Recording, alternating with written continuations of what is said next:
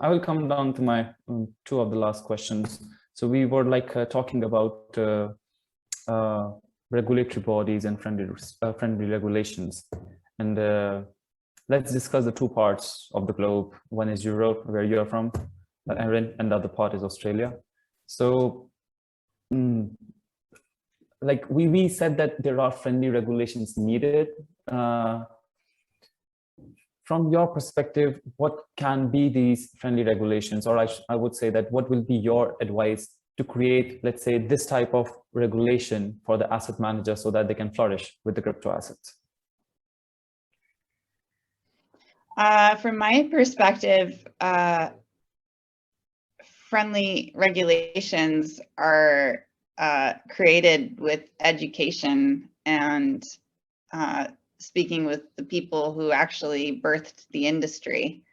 I think the biggest problem with anything in this matter is that you have lawmakers who don't have a lot of time, and I'm thinking in particular about America. That's where I'm from, and I'm happy I don't work there because I wouldn't be able to do what I'm doing. But even as far as ETFs, because they're, spot ETFs are not legal in America yet.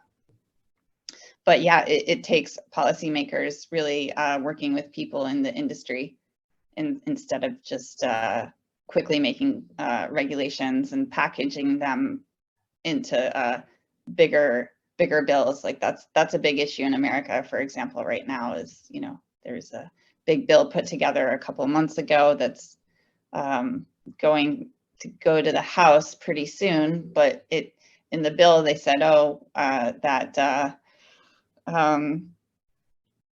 developers who work on blockchain should have brokerage licenses. That makes no sense whatsoever because you can work on the blockchain without holding client assets or managing them. It makes no sense. So yeah, so I from the European side of things, where I'm based now, I definitely see more of an effort to work with industry leaders. Yeah, there just needs to be more bridges made in that respect.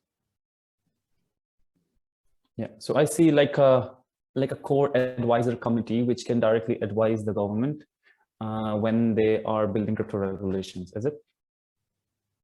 And this core advisor committee consists of possibly the pioneers of the crypto industry from the European continent, let's say. Yeah, I mean, it takes policy-making groups and lobbyist groups, but, we also have issues with politicians who are bought out by traditional paradigms. Mm-hmm. So, that's another challenge. Okay, that is a big challenge. Yeah, Michael, over to you. What would you feel would be a kind of a friendly regulation in Australia which can help cryptos flourish?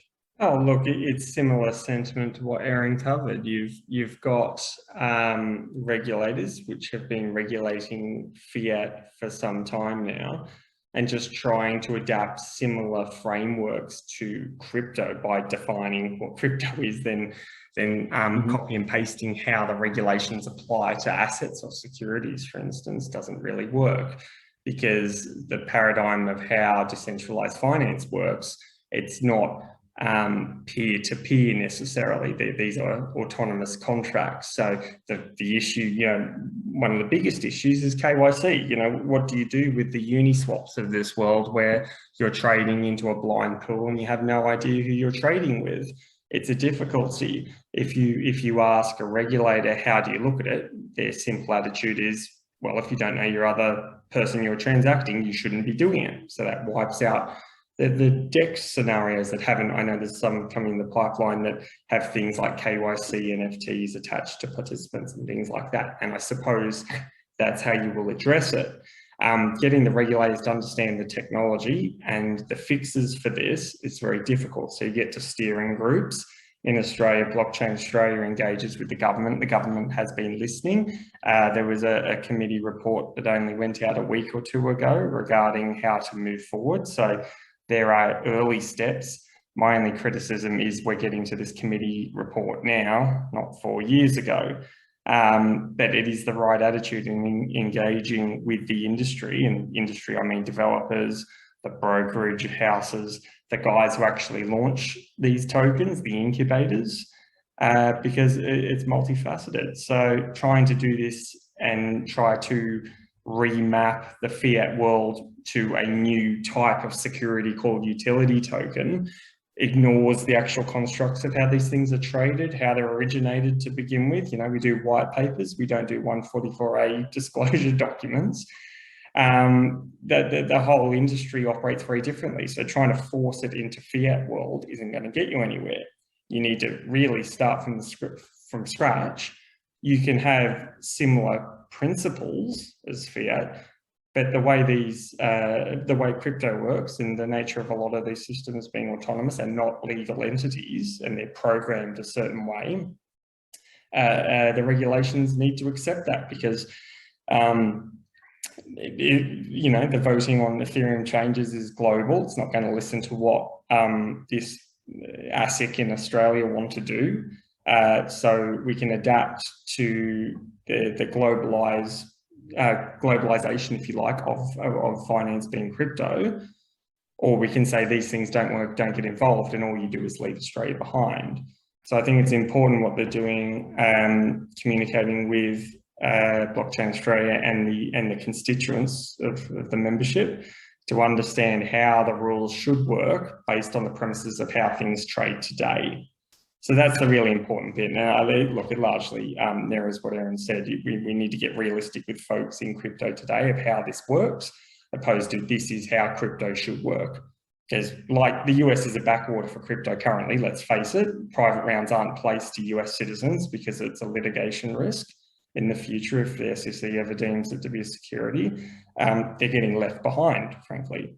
And Europe doesn't care, it's great because the project's coming out of Europe or central US, you know, the Cayman Islands, BVI, are powering ahead. So the same approach needs to be taken in the US, frankly. I hope Australia gets it right, and I hope we do it from a bottom-up approach of understanding how the industry works, because you're not going to change the industry in Australia.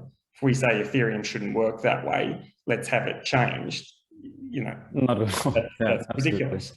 So you need to accept it's a global phenomenon. Yeah. It's autonomous, and the people who vote on changes aren't necessarily, well, they're definitely not lawmakers. They're not even necessarily large, sophisticated corporations. They're people who hold tokens. They're, you know, people who were 20-year-old developers 10 years ago. It's who have certain views or expectations of how they'd like to see the industry brought out. So it's pointless trying to jam the old regime on top and just call crypto a new instrument. Start from the beginning, build up around the constructs that exist in crypto globally today, and get to a point where it is acceptable by the regulator, you know, the KYC solutions, all that sort of stuff. But start from the bottom up. Let's not use the old wheel and try and jam it on top of crypto. It's not going to work.